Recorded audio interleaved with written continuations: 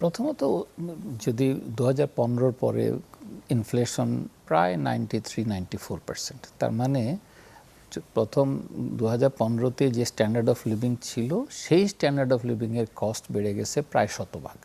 সুতরাং একটা বিশাল দাবি ছিল গভর্নমেন্ট এমপ্লয়িদের যে পে স্কেল রিভিশন করা, যেটা তত্ত্বাবধায়ক সরকার হয়তো বা ভাবছে যে কমিটিতে গিয়ে এটাকে চেঞ্জ করতে। এটা ছিল তার। তো আমি মানে দাবিটাকে অযৌক্তিক বলবো না, কারণ সারা পৃথিবীতে হয় অনেক সময় ওয়েজ ইন্ডেক্সেশন হয়, ইনফ্লেশনের সাথে বাড়ে, আমাদের দেশে সেই ব্যবস্থা ছিল না। দ্বিতীয় যেটা হচ্ছে যে এটা যখন বাস্তবায়ন রিপোর্ট যখন আসে, তারপরে এই সরকারি তখন পলিটিক্যালি বলছে যে আমরাও বাস্তবায়ন করব, সুতরাং তাদেরও একটা পলিটিক্যাল কমিটমেন্ট আছে। সুতরাং কমিটমেন্ট যদি থাকে সেটাও তারা পালন করবেন, এটা আমি আশা করছিলাম। সুতরাং আমি সারপ্রাইজ না।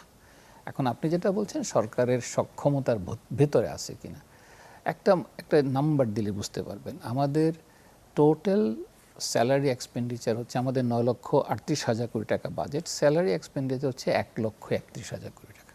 So it's not a big amount. আমাদের মূলত বিগ অ্যামাউন্ট হচ্ছে ঋণের পরিশোধন, সেটা সে জায়গায় অনেক বেশি। বাট আমি এই জায়গায় যাচ্ছি এবং এটা যদি দেখেন এটা টোটাল বাজেটের 12%-13%-এর মতো।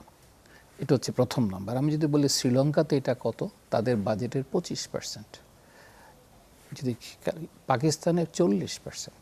তার মানে গভর্নমেন্টের অন্যান্য দেশের তুলনামূলকভাবে গভর্নমেন্টের বাজেটের চেয়ে একটা বিশাল অংশ কিন্তু এখানে যায়। আমাদের এখানে এটা অতটা বেশি না। আমাদের ঋণের হচ্ছে সরকারের টোটাল জিডিপির 37-38%, শ্রীলঙ্কার হচ্ছে 91%, ভারতের আমার মুখস্থ বলা যায় কিন্তু এটা আমাদের চেয়ে অনেক বেশি, পাকিস্তানের আরও বেশি।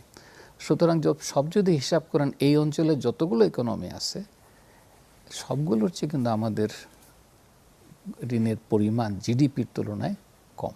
সুতরাং যতটা খারাপ আমরা ভাবি তা না, তবে রিস্ক আছে, সেটা নিয়ে আমি আপত্তি করছি না। বাট অন্যদের অবস্থা আমাদের চেয়েও। কিন্তু এই যে শ্রীলঙ্কা ভারতের মূল্যস্ফীতির যদি চিত্রটা আমরা সামনে নিয়ে আসি, তাদের আর্থিক ব্যবস্থাপনা তো আমাদের দিক থেকে অনেক উন্নত, স্বচ্ছ।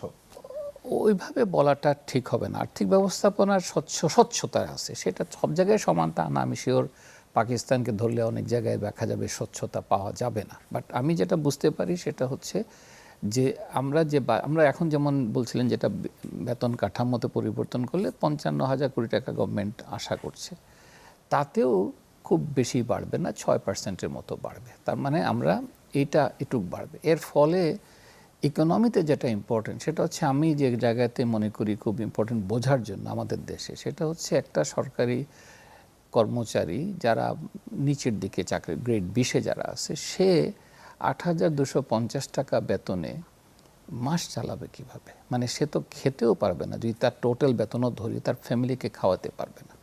সুতরাং এটা দরকার ছিল পরিবর্তনের, এবং এই পরিবর্তনের প্রয়োজনটা আমি অস্বীকার করব না।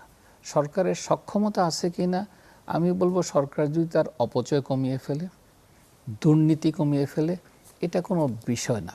মানে আমি সারা এই অঞ্চলের প্রত্যেকের চেয়ে আমাদের খরচ কম, আমি এটাই দেখলাম, হিসাব করেছিলাম, আমাদের এতটা খারাপ হওয়ার কথা না। কিন্তু আমরা যে জায়গাটা মনে করি সেটা হচ্ছে দুর্নীতিটা, অপচয়টা। দ্বিতীয় জিনিসটা ইম্পর্টেন্ট, আপনি বলতে পারেন তাহলে উপরের দিকে বাড়ানো দরকার আছে কিনা, এটা প্রশ্ন আসতে পারে। এটারও একটা যুক্তি ছিল। যুক্তিটা ছিল এরকম যে আমি যদি উপরের দিকে ঠিক বেতনটা না দিই তাহলে প্রাইভেট সেক্টরের দিকে নিয়ে চলে যাচ্ছে এবং সরকার দক্ষ জনবল হারাচ্ছে। সরকারের উপরের দিকে যদি দক্ষ জনবল না থাকে তাহলে সরকার আরও তাড়াতাড়ি কলাপস করবে। সুতরাং সরকারের নিজের স্বার্থেই দরকার ছিল। সুতরাং সবগুলো চিন্তা করেই কিন্তু পে স্কেলটি এসছে।